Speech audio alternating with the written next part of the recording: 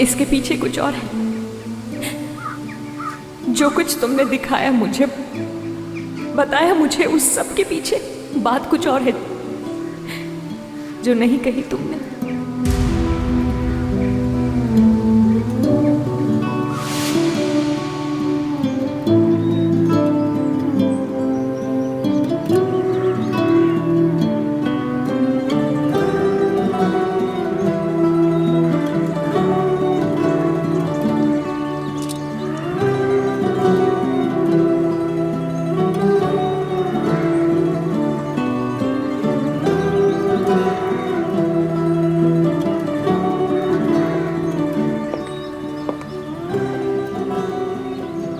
Good morning जिया भाई।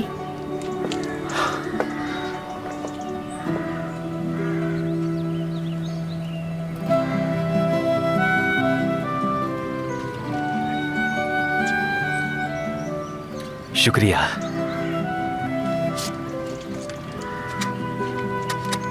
ये सारे फूल बहुत खुशनसीब है।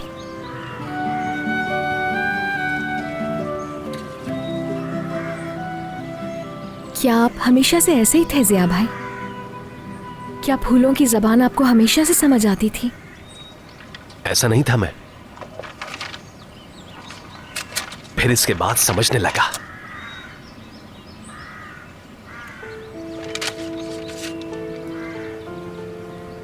जिया भाई, क्या आपसे कुछ बात कर सकती हूं मैं? सुकून खत्म हो गया तुम्हारा? बोलो सहर। मुझे मालूम है आप इस मौजू के बारे में बहुत हसास हैं, लेकिन बहुत जरूरी है जानना मेरा, खास तौर पे यूसुफ के लिए, उस पे ताकि कोई परेशानी ना आए। आपका बचपन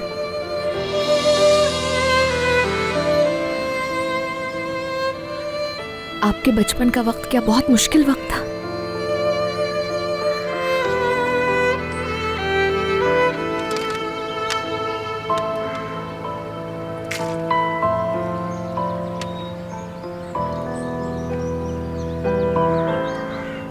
क्या तुमने अभी तक जामगोज भाइयों को नहीं ढूंढा? हम ढूंढ रहे हैं यमन। मैंने उनके अड्डों और घरों पर अपने सारे आदमियों को तैनात कर दिया है। तुम्हें उनको हर हाल में ढूंढना होगा नदीम। उनको ढूंढने के लिए तुम्हें कुछ भी करना पड़े तो करो। सुना? उन्हें अपने हाथों से मैं सजा देना चाहता हूं। पता लगाओ कि उन्होंने आखिरी बार किससे राब्ता किया। जामगोज शायद भूल गए हैं कि करीम अली कौन है। याद दिलाना होगा।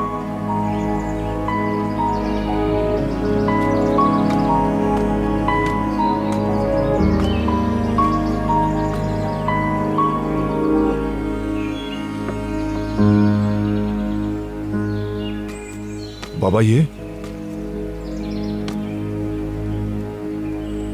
बेटे, ये तुम्हारी तन्हाई के लिए है।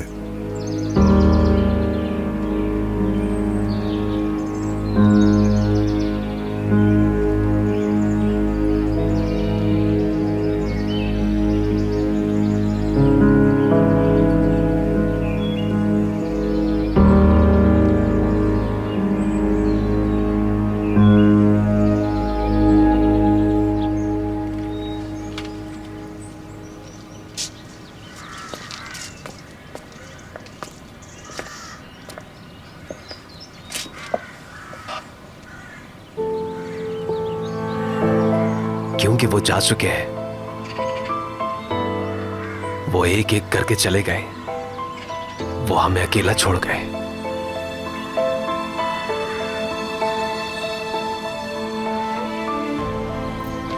हमेशा के लिए गायब हो गए।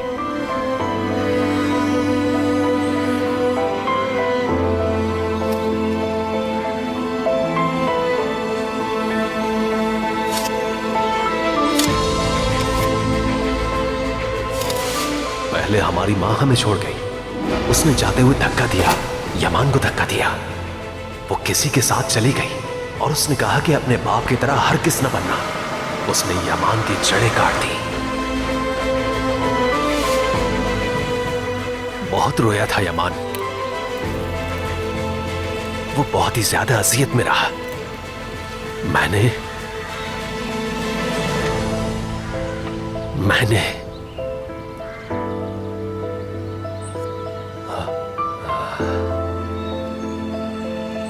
जमीन में मुर्दे को दफन कर दिया ताकि मट्टी को गुस्सा ना आए। मट्टी को यह कहने दो कि वो छोड़ गया है।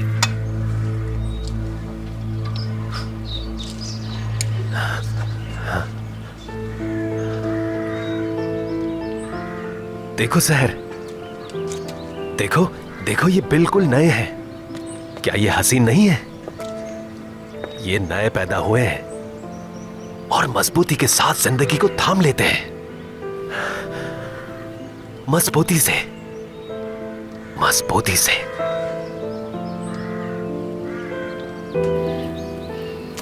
लेकिन आपका क्या जिया भाई?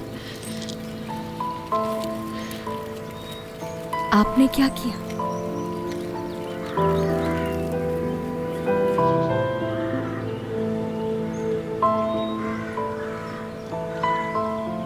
जब बाबा छोड़कर गए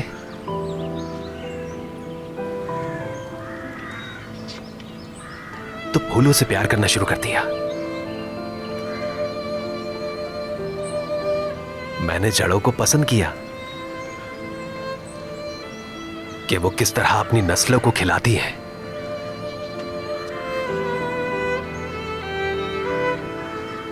मर भी जाए तब भी अपनी जड़ों से अलग नहीं होते। बाबा मेरी अम्मी के जाने के बाद बर्दाश्त नहीं कर सके। एक रात हम इत्मीनान के साथ सो रहे थे। यमान ने बाबा को देखा। उनकी उनकी उनकी गर्दन पंखे से बंधी हुई थी। वो पंखे से लटके हुए बिल्कुल इसी तरह झूल रहे थे। खुद को फांसी दे दी थी उन्होंने। यमान ने बाबा को पकड़कर नीचे उतारना चाहा ताकि उन्हें बचा सके, लेकिन जाहिर है वो छोटा था। मेरे वालिद किसी मुजस्मे की तरह यमान के ऊपर गिर पड़े। यमान का बाजू टूट चुका था। बाबा वहां पर पड़े हुए थे।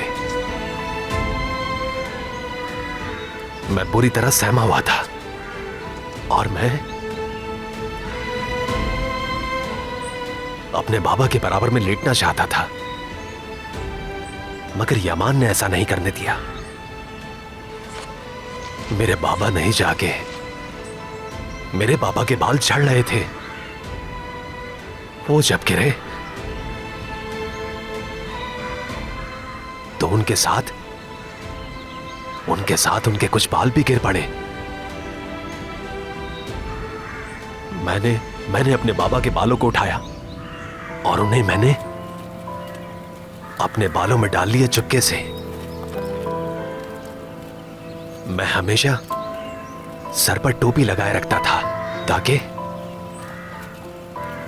वो गिर ना जाए।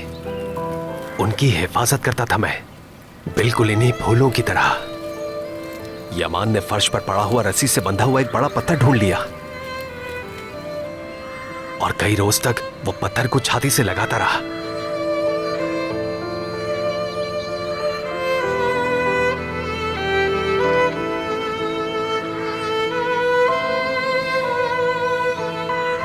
और फिर मोहल्ले के लड़के मेरा टोपी पहनने पर मजाक उड़ाने लगे, लेकिन उसके बावजूद भी मैं उस टोपी को अपने सर पर लगाए रखता था। कहीं ऐसा ना हो कि मेरे वालिद के बाल कहीं गिर जाएं। मगर वो लोग कहते थे तुम पागल। सब लोग मुझे मोहल्ले में पागल कहते थे। मैं सब समझता था। मैं पागल नहीं था, फिर भी पागल कहा उन्होंने मुझे।